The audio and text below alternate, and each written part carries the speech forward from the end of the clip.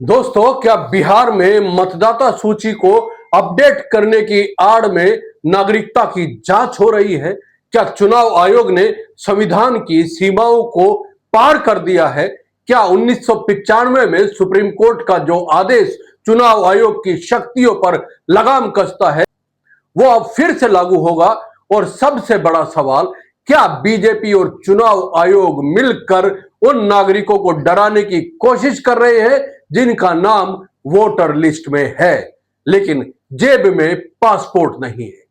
क्या यह सब एक सुनियोजित राजनीतिक चाल है ताकि विपक्षी दलों के वोट बैंक को काटा जा सके? नमस्कार दोस्तों, मैं हूं प्रदीप डबास। बिहार की धरती पर लोकतंत्र का सबसे मजबूत हथियार वोट अब शक के दायरे में है। गरीब, प्रवासी, मुसलमान, दलित और आदिवासी तबका अब अपने ही देश में अपनी नागरिकता साबित करने में लग गया है। सवाल यही है, क्या वोट देने के लिए अब पासपोर्ट चाहिए? क्या एक राजनीतिक चेहरा, उसका पते का कागज और उसकी मंशा अब इस सिस्टम के लिए काफी नहीं है, या फिर यह सब कुछ इस साल बिहार में होने वाले विधानसभा चुनाव का हिस्सा है? सबसे पहला सवाल दोस्तों यह है कि बिहार में चल रही विशेष गहन पुनर्निरीक्षण यानी कि SIR का असली मकसद क्या है? बिहार में इस समय जो प्रक्रिया चल रही है उसे नाम दिया गया है स्पेशल इंटेंसिव रिवीजन यानी कि विशेष गहन पुनर्निरीक्षण। चुनाव आयोग का दावा है कि इसका मकसद सिर्फ मतदाता सूची को अपडेट करना है, लेकिन जब आप जमीनी रिपोर्ट देखें तो मामला सिर्फ इतना भर नहीं लगता। दरअसल इस SIR के जरिए कई लोगों को नोटिस भेजे जा रहे हैं, उनसे नागरिकता साबित करने के लिए दस्तावेज मांगे जा रहे हैं, जैसे जन्म प्रमाण पत्र, पासपोर्ट, नागरिक सर्टिफिकेट। और अब सवाल यह है कि जब भारत का संविधान कहता है कि जो व्यक्ति भारत का नागरिक है वही वोट दे सकता है, तो नागरिकता साबित करने की जिम्मेदारी किसकी है? सुप्रीम कोर्ट ने 1995 में साफ कर दिया था कि चुनाव आयोग या उसका कोई अधिकारी नागरिकता जांचने वाली अथॉरिटी नहीं है। यह काम गृह मंत्रालय और नागरिकता अधिनियम के तहत आता है। ऐसे में ECI यानी कि चुनाव आयोग की यह नई मुहिम सिर्फ मतदाता सूची अपडेट करने की प्रक्रिया है या फिर छिपा हुआ नागरिकता परीक्षण? दोस्तों, अब दूसरा सवाल यह उठता है कि आयोग अपने अधिकारों से बाहर जाकर काम कर रहा है क्या?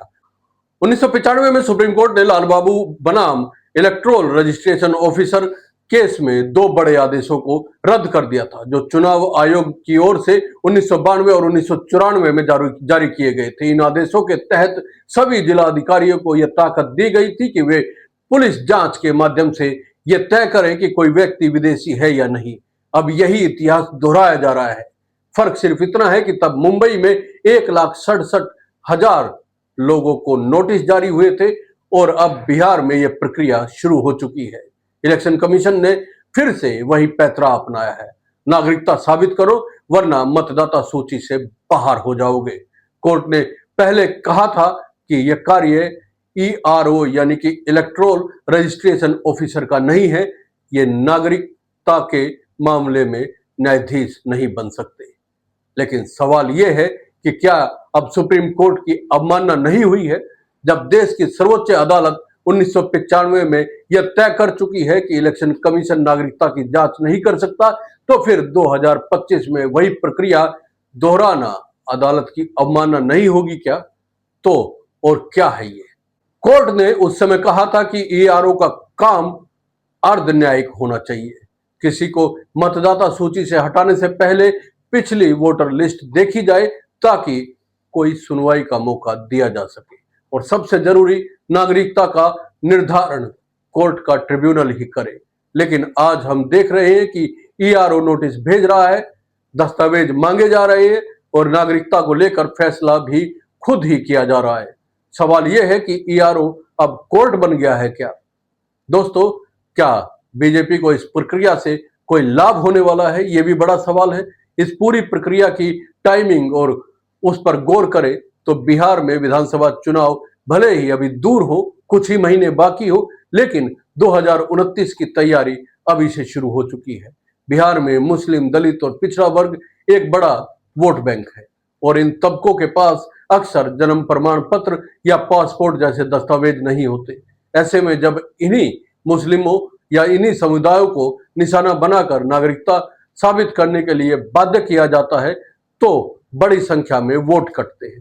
बीजेपी को इससे सीधा फायदा होगा, विपक्षी दलों का वोट बैंक कमजोर होगा और बीजेपी अपनी पकड़ मजबूत कर सकेगी। क्या ये एक नया एनआरसी है जो बिना घोषणा किए, बिना चर्चा के धीरे धीरे बिहार में लागू किया जा रहा है? तो सवाल यह भी है कि क्या चुनाव आयोग अब राजनीतिक हो गया है? तो दोस्तों, चुनाव आयोग का काम निष्पक्ष चुनाव करवाना है, लेकिन पिछले कुछ सालों में आयोग की भूमिका बार बार सवालों के घेरे में आती रही है।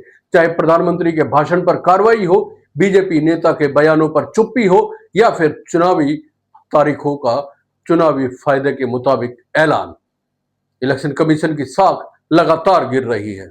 अब जब इलेक्शन कमीशन नागरिकता की जांच करने लगा है, वो भी सुप्रीम कोर्ट के आदेशों के खिलाफ जाकर, तो ये सवाल और भी बड़ा हो जाता है। क्या चुनाव आयोग अब सिर्फ एक संवैधानिक संस्था है या फिर सत्तारूढ़ दल का उपकरण?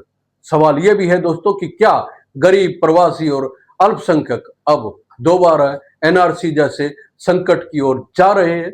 बिहार की कई बस्तियों में, खासकर प्रवासी इलाकों में, जैसे दिल्ली, पहाड़गंज में हुआ था, वैसे ही दस्तावेजों को लेकर सवाल उठ रहे हैं।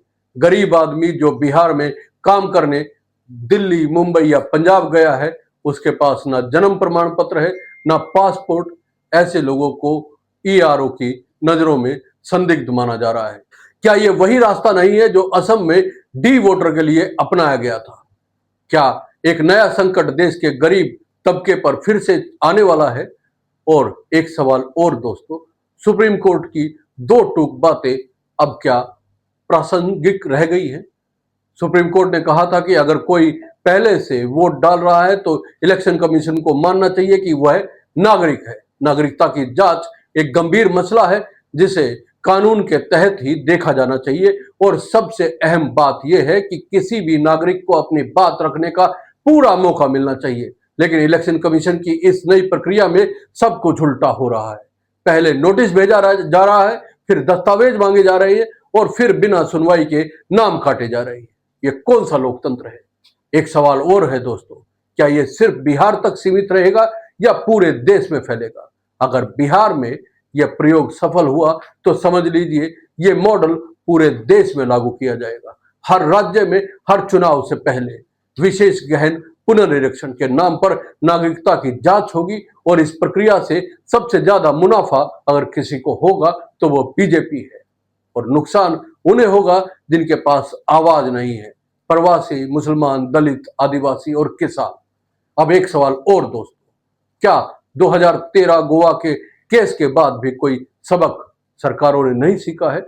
इलेक्शन कमीशन ने नहीं सीखा है? 2013 में गोवा में एक उम्मीदवार चुनाव लड़ चुका था, लेकिन बाद में पता चला कि वह विदेशी नागरिक था। मामला कोर्ट गया और गृह मंत्रालय को हस्तक्षेप करना पड़ा। इसके बाद इलेक्शन कमीशन ने फॉर्म 6 में बदलाव किया और एक घोषणा जुड़ी कि मैं भारतीय नागरिक हूं और झूठी जानकारी देने पर मेरे खिलाफ कार्रवाई हो सकती है। अब यह घोषणा पहले से फॉर्म में है, तो फिर दोबारा दस्तावेज क्यों मांगे जा रहे हैं? क्या फॉर्म 6 पर दी गई शपथ पर इलेक्शन कमीशन को भरोसा नहीं है? और सवाल यह भी है दोस्तों कि अब आगे क्या होगा? क्या कोई न्यायिक हस्तक्षेप होगा? सवाल यही है कि क्या सुप्रीम कोर्ट फिर से इस प्रक्रिया को रोकने के लिए सामने आएगा? क्या कोई विपक्षी दल इस मामले को अदालत में लेके जाएगा, या फिर एक बार फिर लोकतंत्र की नींव मतदाता अपने ही देश में खुद को साबित करने में लग जाएगा? आपका क्या मानना है दोस्तों? कमेंट करके जरूर बताइएगा। और ये वीडियो अगर आपको अच्छी लगी है तो लाइक और शेयर करना ना भूलें। चैनल को सब्सक्राइब जरूर करें। बहुत बहुत धन्यवाद। नमस्कार।